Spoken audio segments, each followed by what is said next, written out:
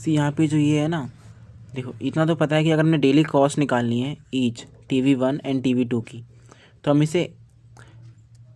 जो टाइम है per hour, जो टाइम दे रखा है गिवन जो हमको है, उसे पर आवर कॉस्ट से मल्टीप्लाई करना होगा। इतना तो हमको पता है।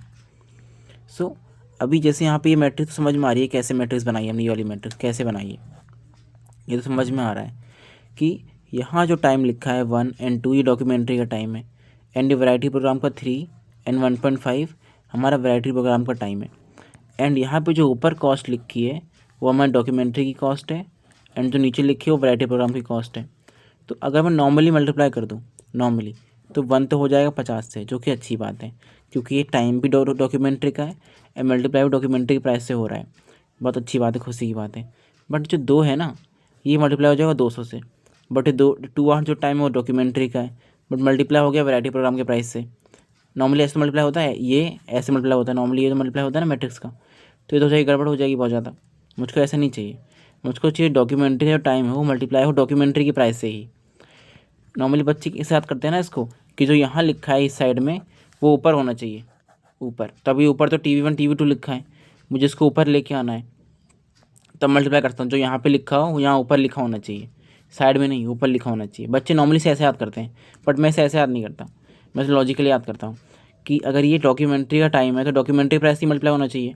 तो उसके लिए मैं क्या करूँगा ना, इसका कर दूँगा ट्रांसपोज। ट्रांसपोज करने के बाद ऐसा बन जाएगा ये मतलब डॉक्यूमेंट्री का ऊपर आ गया, वैरायटी प्रोग्राम का भी ऊपर आ गया, एंड कॉस्ट तो नॉर्मली रखिए, जैसे लिखिए वैसे लिखिए। सो अगर अब मैं इसे मल्टीप्लाई करूँ तो ये डॉक्यूमेंट्री का 1 है, मल्टीप्लाई हो रहा है डॉक्यूमेंट्री के प्राइस से, जो कि खुशी की बात है। एंड जो VP है वैरायटी प्रोग्राम का प्राइस है, मतलब वैरायटी प्रोग्राम का जो टाइम है वो मल्टीप्लाई हो रहा है वैरायटी प्रोग्राम के प्राइस से ही, जो कि अच्छी बात है। वैसे ही सेकंड केस में 2 मल्टीप्लाई हो रहा है 50 से, D का टाइम है, D के कॉस्ट से मल्टीप्लाई हो रहा है, एंड 1.5 आवर डी VP का टाइम है एंड VP के कॉस्ट से मल्टीप्लाई हो रहा है, जो कि अच्छी बात है। ऐसे ही होता है मल्टीप्लाई मैट्रिक्स का। सो 1 इंटू 50 आ गया, 3 इंटू 200 600 आ गया।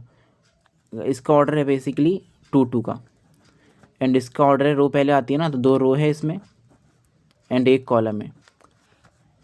रो कैसे बताई थी मैंने, रो याद कर लेना, अपनी ट्रिक लगा के रो कैसे याद करते हैं, कॉलम कैसे याद करते हैं, अपनी ट्रिक से याद कर लेना। मुझे अपनी ट्रिक से याद है कि यहाँ पे 2 रो है 1 कॉलम है, तो ये तो मैच हो रहा है, मतलब मल्टीप्लाई हो सकता है।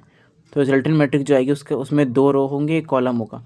2 रो है हमारे पास, 2 रो हैं 1 कॉलम है, तो सही मैट्रिक्स है मतलब हमारी।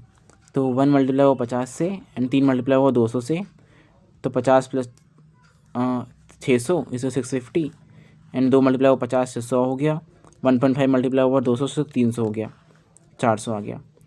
And it's cost, I hope समझ में आ गया होगा कि बेसिकली हमने इसमें ट्रांसपोज करा है। बस मेन कॉन्सेप्ट ट्रांसपोज का ही है कि ट्रांसपोज क्यों करा।